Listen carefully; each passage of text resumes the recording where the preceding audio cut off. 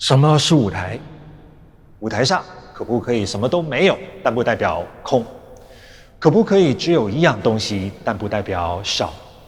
可不可以让时间停下来，但不代表没有事情发生？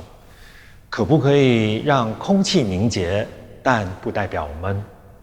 可不可以像小孩一样游戏，但不代表儿戏？可不可以实现自我，但不代表自我中心？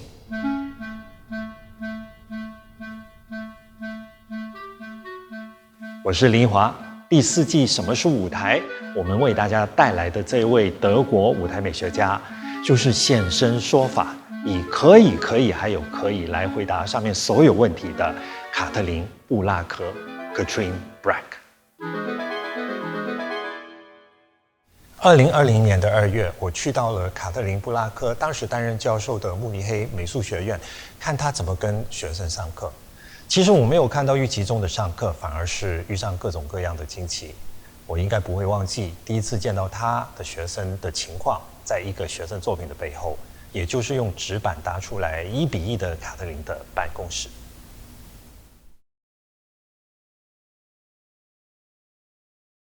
突然走出来一个大头人偶，光是在一个现实环境中看到这样的一幕，已经够让人惊讶了，还不止，而是一个之后还有另一个。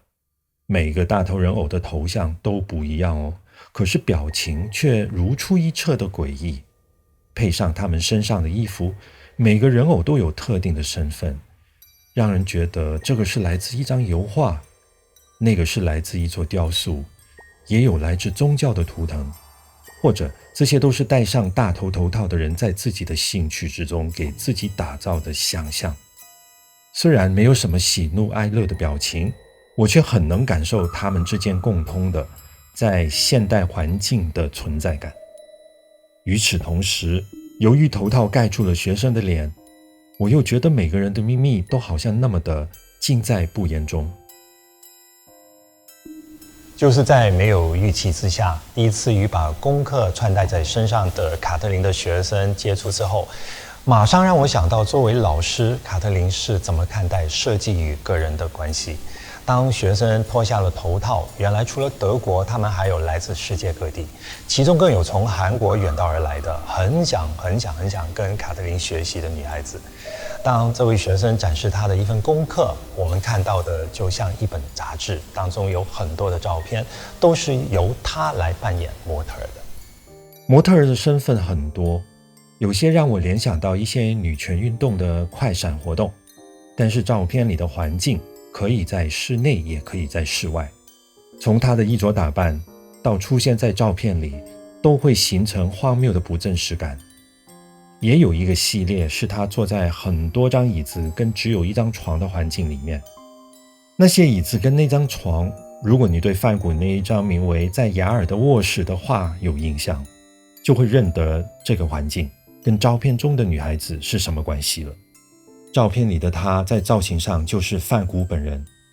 为什么我们会知道她是梵谷呢？这又回到梵谷的那张耳朵包着绷带的自画像留给我们的记忆。头套人偶把梵谷复刻在自己身上，用纸板1比1的重建一个办公室，还有用纸皮1比1的复制一辆汽车。很多奇奇怪怪的 idea 跟舞台设计有什么关系呢？舞台到底有多大？舞台到底在哪里？人到了舞台上是去到了怎么样的空间之中？这个空间跟现实的距离有多近，或者有多远？人在这个空间之中是如何存在的，或者如何成立自我的存在？舞台是看上去的，还是生活在其中的？卡特琳·布拉克的一个学生曾经做过一个功课，他说他很想用阳台作为创作的主题。卡特琳觉得很好，阳台其实也是舞台。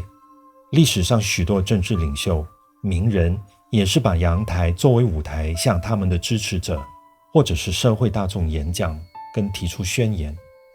当这个阳台终于被搭建在学院的一个房间之中，阳台之上坐了一对男女，聊着天，听着音乐，喝着咖啡。如果只将焦点放在阳台这个单一空间上来看，非常写实，只是因为除了阳台，这个空间本身是一个室内的空间，它有窗户、墙壁、横梁、屋顶，所以阳台这个空间跟整体空间的关系，会有点像学生戴上大头人偶的头套，走进写实的环境一样。它不只是客观的存在，它更引起了观看的人对它产生疑问。头套下是怎样的一张脸？本来应该悬空离地数米的阳台，现在只要把腿一跨，就可以站在地上。这是怎么样的阳台？这是怎么样的舞台？这些问题都不是从一个抽象的概念而来，都是从现实中眼睛所能看见、理性也能够理解的比例、外表、距离的错置所引发的。所以，如果卡特琳·布拉克给予学生的功课都是这些问题的种子，他们在4年多的课程当中，能够学到跟舞台设计有关的什么呢？卡特琳·布拉克说，在学习舞台设计的时候，培养对空间的感觉是非常重要的。他刚开始学习的时候，教室里有很多1:50左右的小模型，但只有当你真正对一个房间有了概念，才能在这样的比例下工作。因此，当他在教学的时候，取而代之的是，他建议每个学生都以1:10的比例来重建家里的厨房，然后用手机或者其他东西在这个缩小比例的厨房里拍摄影片，在其中发出厨房的声音，包括那些餐具、陶瓷的碰撞声等。我在参观教室的时候就看过循环播放的影片，都是他们自己当导演，把模型当成动画的场景，让整个空间自己说话。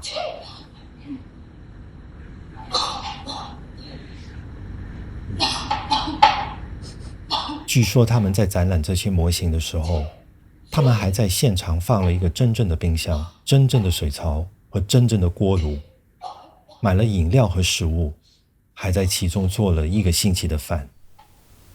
卡特琳·布拉克又说，学习的时候不一定要从剧作开始，因为他们总会在你的脑中系上千千万万个结，但这些结必须先被解开。一个设计师必须发明一些东西来激发人走进一个故事，以某种方式与空间进行接触。这不是装饰空间，而是创造一个现实空间。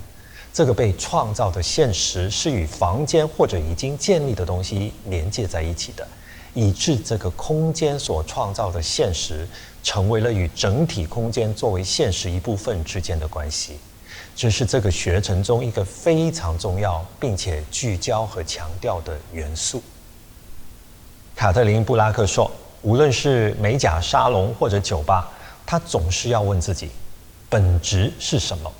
因为舞台不是室内设计，不是墙壁的颜色或者墙上挂的画，设计师必须了解其中的功能，功能决定了空间的本质。在酒吧，这个功能与饮酒、交谈和安静有关。重要的是要有一扇可以关上的门，让人暂时忘记外面的世界。同样的，他认为戏服也能引发人进入到性的角色之中。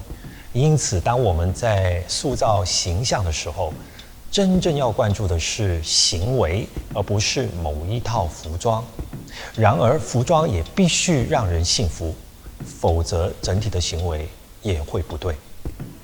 行为与环境的关系是如此的密切，因此对于学习舞台设计的学生，也必须了解到设计可以怎么样从自己开始，形塑一个外部的观点，再从这个外部的观点去到外面的现实，最终还可以从这个外面的现实回到关于自我与现实的定位之中。当卡特琳·布拉克来到香港跟学习舞台设计的学生上课，他就曾经要求同学们清一色地换上我们认为的科学家会在实验室里穿上的白色袍子，因为当时他给同学们出的功课是设计一座火箭。火箭是把人从一个地点带去另一个地点的交通工具，它的意义可以是象征性的。不过，卡特琳却要求同学们必须在设计上呈现一只跟现实不会距离太远的、具有细节的火箭模型。所以，他们身上的白色长袍便有同样的功能性，既是一件制服，但穿在20多位学生的身上，加上戴上了一样的假发，表面上每个人都没有不同，可是恰恰是这些一模一样，凸显了在细节上每个人的独特性。当这些看上去一模一样的科学家带着他们设计出来的每一只都不一样的火箭模型从实验室走上了大街，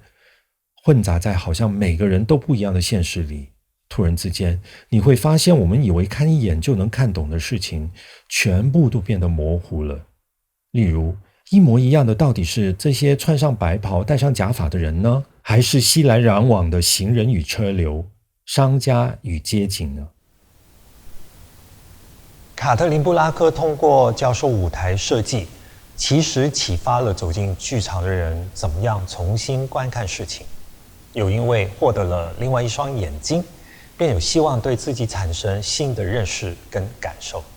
这些感受便有机会将自己从习以为常的现实中解放，从预设、成见、刻板印象、既定答案所构筑而成的时间与空间中，回到当下，重新感受每一个分秒都可以成为创作的契机。就好像每一个小孩在他们的心中没有创作2个字，就只有在这个时候我看到什么可以拿来玩，玩的时候我将会有多快乐。卡特琳·布拉克对我来说就是这样的一个小孩。